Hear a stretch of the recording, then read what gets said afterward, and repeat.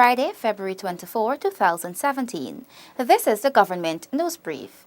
In the news, Minister Patterson speaks on the Guyana Power and Light's recent court case. Prime Minister calls for Guyana National Broadcasting Authority licenses to benefit all Guyanese, and residents of Tabatinga Housing Scheme and Lethem Tongue are realizing the benefits of the linking of the communities.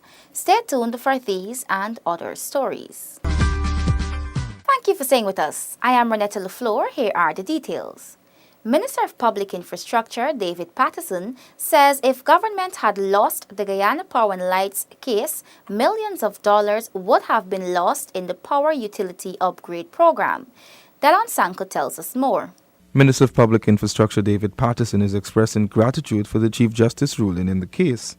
Minister Patterson explains that if the government had not won the case for GPL to run new power transmission lines and install over 25,000 smart meters on the coastline, millions of the Inter-American Development Bank and the European Union Finance Fund would have become obsolete. I'm first very happy that the Attorney General Chief was able to get it discharged quite early, not because of the contract, but because of the status in which this project is. It's $64 million US, and a portion, half of it is a grant. When it's a grant, it means it's free. We don't have to repay that. It's a grant from the EU, and that grant expires in 2019. So therefore, if it's not expended by 2019, we stand we will lose that. Minister Patterson explains that the Inter-American Development Bank and the European Union Finance Power Utility Upgrade Program, PUUP, was approved in 2014, but neglected by the previous administration. This, Minister Patterson says, resulted in major delays. When the government came in, took over, the project had, there was no movement at all on the project, so we had to do several things to get it moving forward in 2016. So, as a result, no money was expended in 2015, nor 2016. And so we're quite fortunate to have it moving now at the beginning of 2017. Meanwhile, the Public Infrastructure Minister highlights that all 5 contractors, including owner Fixed Hardware Depot, were assessed thoroughly before the contract was awarded. He described the claims made by Fixed Hardware Depot as inaccurate, denying that any malpractice occurred during the selection process. His major bone of contention was that the contract sum was the contract award was higher than the engineer's estimate, and that is correct. But obviously, I mean, as the IDB and everyone has been trying, and I have been saying, is that when we assess the work that had to be done, I mean, it will cost us more, and it's a whole package. Minister Patterson says that the PUUP project will be executed shortly by China's National Machinery Import, CMC. Delon Sanko for the Government News Brief. Prime Minister Moses Nagamutu urges the Guyana National Broadcasting Authority, GNBA, to ensure that the licenses it issues are for the benefit of all Guyanese. Paul McAdam has the details. Prime Minister Moses Nagamutu cited the need to raise awareness of the nation's sovereignty and its newfound resources.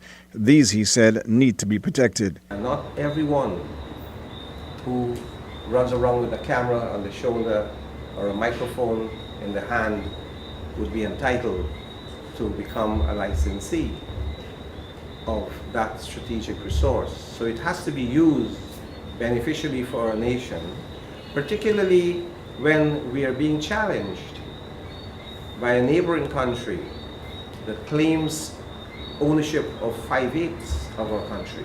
On Wednesday, the GNBA's 6-person board was sworn in by the Prime Minister at his official residence on Main Street in Georgetown.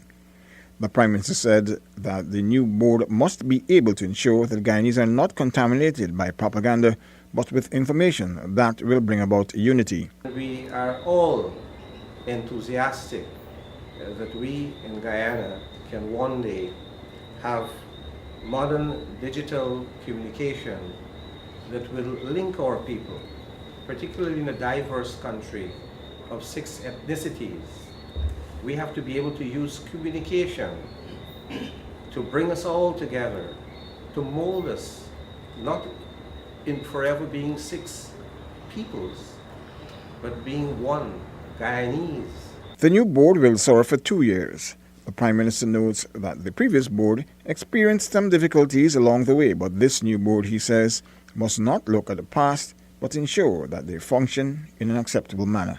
We also see as a role for the GNBA not only to issue licenses that to those who would meet the standard, but also to review those who have licenses and might not be meeting the standards or may not have been qualified to become licensees of a very precious, limited, scarce national resource, which is called the spectrum. Prime Minister Nagamutu congratulated and thanked the members of the new board for accepting the call to serve on such an important state board.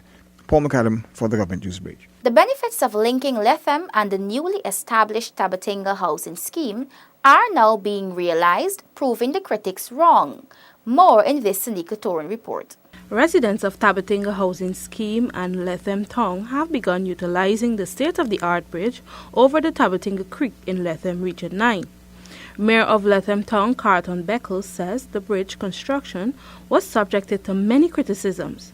He is happy, however, that the residents are seeing the benefits of having the structure linking the two communities. The much talk about bridge over the Tabatinga Creek, that bridge, it's usable right now. It's not complete, and what I can say, I am very much heartened with how negative can turn into positive, because the response to the uses of that bridge is so much that council would have erected a barrier in terms of restriction. We would have since removed that barrier, but advise persons that they have to use the bridge with caution, because it's the demand is there, the traffic, the school children, everybody using that bridge. So we are getting 100% positive response in terms of that bridge. The structure was built to connect Tabatinga and Lethem and ease traffic congestion. The contractual scope of the $80 million bridge has been completed. However, the second phase, which includes the rehabilitation of two approach roads, is yet to be completed. The Lethem Town Council is also looking to have sidewalk erected on the bridge for pedestrians. Solar-powered lights will also be installed. Tabatinga is a developing Amerindian community located in Lethem Region 9. It is home to over 1,000 people. Through government support, Tabatinga has benefited from major infrastructural development. Recently, the Guyana Water Inc. (GWI) expanded the water service with the refurbishing of elevated storage tanks within the community. A nursery school and teachers' quarter are also being constructed in the community.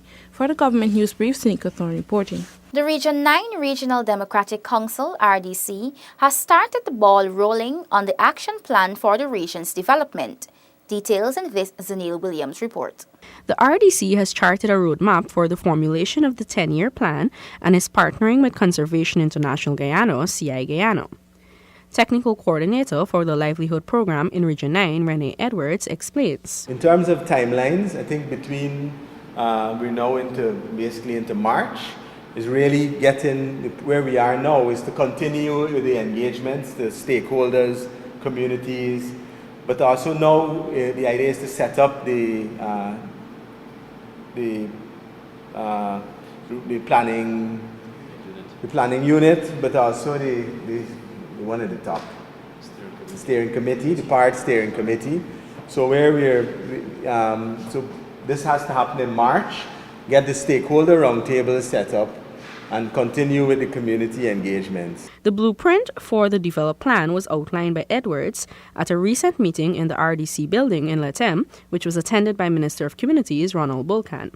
Edwards explains that CI Guyana has been guiding the region in undertaking consultations with a view of having the framework for the plan completed by June.